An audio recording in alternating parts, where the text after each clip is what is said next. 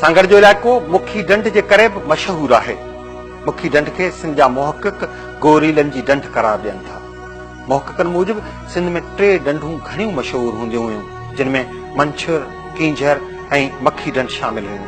हूअं त हिन इलाइक़े में ढंढुनि जो को काथो न हूंदो हो, पर मखी वरी बि मखी हुई, जिते सिंध जा गोरीला धारियुनि ख़िलाफ़ मज़ाहिमत कंदे नज़र ईंदा हुआ ऐं संदन बहादुरी ऐं दिलेरी जा चर्चा वरी दुनिया में ॿुधबा हुआ। सांगर में अॼु न उहा मखी ढंढ आहे ऐं न वरी मखी ॿेलो। बस हिते हाणे का शइ नज़र अचे थी त उहा चकनि जी सूरत में ठहियल शहर ऐं उन्हनि जे भरिसां लोढ़नि जी पनाह में मौजूदु कुझु वसंदियूं। सांगर जे चकनि जिते हिन इलाइक़े जे असुल चेहरे खे बिगाड़ियो आहे, उते ई उन्हनि मख़सूस वसंदनि मतभेद जा नवां नमूना बि पेश कया आहिनि। मखी ढंढ उहा गोरीला वारफेयर जी जंग हुई, उहा जवाननि जी जंग हुई, उहा तलवारनि जी जंग हुई, नेज़नि ऐं हथनि जे जंग हुई, उहा ॼण सिर ते रखी वढ़ण जी जंग हुई, घोड़े सवारनि जी जंग हुई। ईअं सम्झो ढंढ हुई जो ॼण चौधारी ॼण उहे जवान उहा सिलसिलो यको ॻंढियो थो नज़र अचे। छाकाणि त उते गोरीला वारफेयर जीअं ॾिसो असांखे नज़र थो अचे दौर ही ताज़ो 1943 वारो जंग वॾी चालू आहे, महाभारी लड़ाई।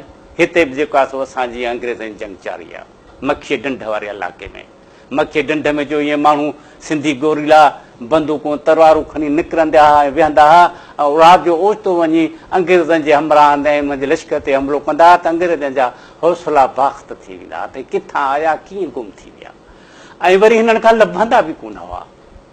धकु हणी निकिरी विया। गोरील फार जो इहो आहे त धकु हणी घातू वांगुरु वरी निकिरी हलिया वञो, धकु हणी वरी लिकी हलिया वञो। छाकाणि त ही गोरीला वारफेयर जो इलाइक़ा आहिनि, ओपन आहिनि, जाबू इलाइक़ा न आहिनि।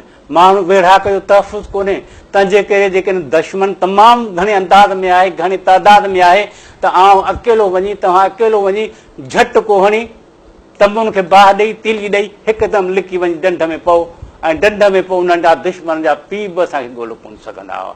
इहो असांखे मैसी कानस जे ज़माने में नज़र अचे थो, जीअं सिकंदर जे ख़िलाफ़ गोरीला जंग जी इब्तिदा कई।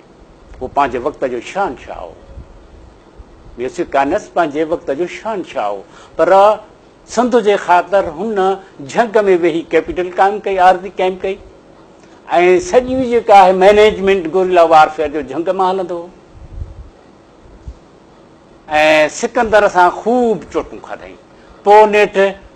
पोइ नेठि जेके गद्दार हुन सां कढा, पोरस जहिड़ा, सासी गुप्ता जहिड़ा, अभ्यस राय जहिड़ा, नंद जहिड़ा, राजा नंद जहिड़ा, हुननि खे गिरफ़्तार करे सिकंदर जे आॾो पेश कई वियो। उन आण कान मञी, चई बाबा हिनखे फांसी ॾियो। पोइ उन मुहबत, सिंध जे मुहबत जे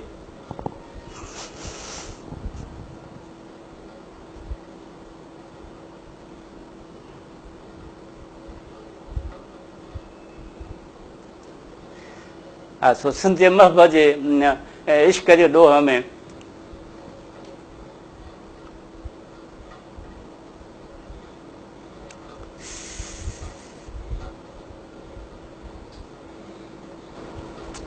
असांजी हालत अहिड़ी